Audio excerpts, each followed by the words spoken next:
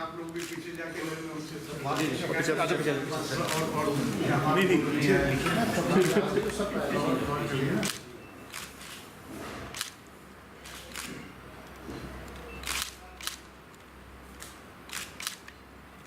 हो गया आप बैठो चलो भैया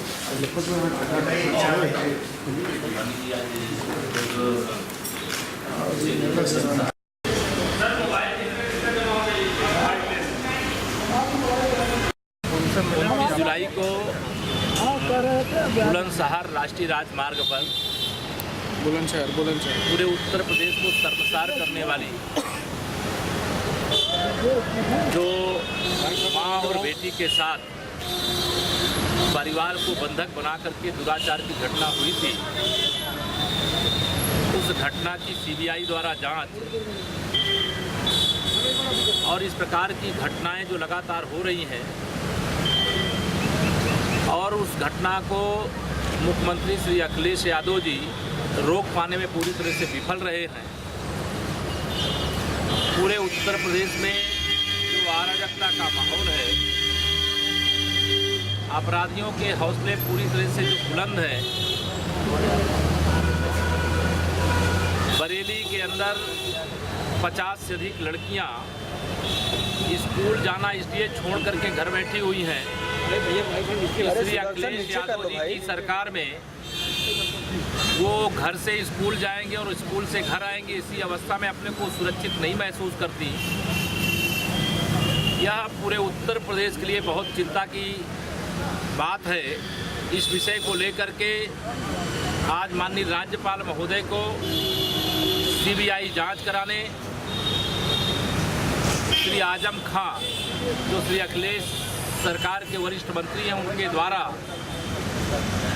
समुदाय विशेष के अपराधी होने के कारण उनका बचाव हो सके, इसलिए जिस प्रकार से घटना के तत्काल बाद बयानबाजी की गई, उस बयानबाजी का विरोध करते हुए उनके खिलाफ भी कार्रवाई करने और उत्तर प्रदेश का जो लगातार अपराध का ग्राफ बढ़ता जा रहा है और श्री अखिलेश जी उसको रोक पाने में पूरी तरह से विफल हुए हैं, ऐसे सारे विषयों को लेकर के आज माननीय राज्यपाल महोदय को हमने ज्ञापन दिया है। और मुझे तो अत्यंत खुशी है कि इलाहाबाद उच्च न्यायालय ने बुलंदशहर की घटना को स्वयं संज्ञान लिया और पुलिस से रिपोर्ट तलब की है। ऐसे मामले में जो पूरे उत्तर प्रदेश को शर्मिंदा करने वाला और अपराध की दृष्टि से सबसे विभत्स अपराध उत्तर प्रदेश के अंदर हुआ, और एक घटना नहीं बल्कि अनेक ऐसी घटनाएं नित्य उत्तर प्रदेश के अंदर घट रही हैं। अलग अलग प्रकार के जो अपराध हो रहे हैं, उन सबको ध्यान में रखते हुए भारतीय जनता पार्टी ने आज पूरे उत्तर प्रदेश के अंदर हर जिला मुख्यालय पर प्रदर्शन का भी कार्यक्रम किया है।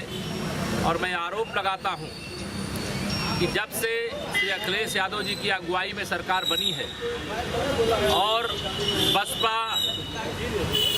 प्रमुख सत्ता से बाहर हुई हैं, उसी दिन से सपा और बसपा में एक गठबंधन जैसी स्थिति खड़ी हो गई है। और यह दोनों लोगों की मिली भगत के कारण जो पूरे उत्तर प्रदेश के अंदर यह घटनाएं घटती रही हैं और विपक्ष में रहते हुए भी बसपा के द्वारा विरोध नहीं किया जाना, यह साबित करता है कि अगर महिला के नाते बहन जी के खिलाफ कोई घटनाक्रम घटित हुआ, कोई किसी गलत शब्द का प्रयोग किया जिसका दंड भी वो पा चुका, उस विषय को तो बहन जी ने बहुत जोर शोर से उठाया, लेकिन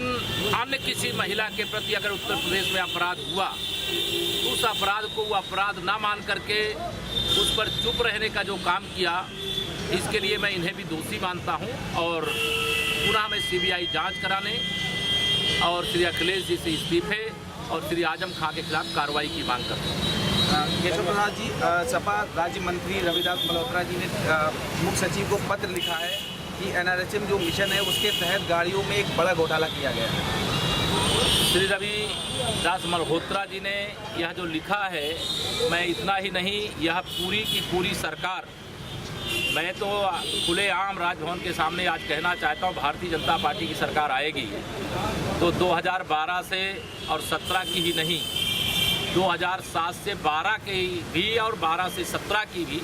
जांच कराने, और जो भी दोषी होगा कहेंगे नहीं, उनको सीधा जेल की हवा खिलाने का। राज्यपाल जी ने क्या आश्वासन दिया? माननीय राज्यपाल जी ने हमें आश्वस्त किया है कि इस संबंध में हम सरकार को भी सूचित करेंगे, गृह मंत्री भारत सरकार को भी अवगत कराएंगे, और उनका आश्वासन संतोषजनक है। और माननीय उच्च न्यायालय के द्वारा जो इसको संज्ञान लिया गया है उससे भी मैं संतुष्ट हूँ। लेकिन उत्तर प्रदेश के अंदर जो अपराध हो रहे हैं उसका मैं एकमात्र कारण श्री अखिलेश यादव जी को, सपा सरकार को मानता हूँ, क्योंकि अगर ये अपराधियों को संरक्षण नहीं किए होते तो अपराधियों का इतना मनोबल नहीं बढ़ सकता था, और अपराधियों का अगर मनोबल नहीं बढ़ता तो इस प्रकार का अपराध जो उत्तर प्रदेश के इतिहास में सबसे विभत्स अपराध है, इस प्रकार के अपराध उत्तर प्रदेश के अंदर नहीं होते। इसलिए मैं इस सरकार को, क्योंकि मुख्यमंत्री जी के पास गृह विभाग भी है, उनको नैतिक रूप से जिम्मेदार मानता हूं, और उनके अंदर अगर नैतिकता नाम की कोई चीज़ शेष है तो इस घटना के लिए अपनी जिम्मेदारी स्वीकार करें, इस्तीफा दें, सीबीआई जांच का रिकमेंडेशन करने के बाद। बहुत बहुत धन्यवाद।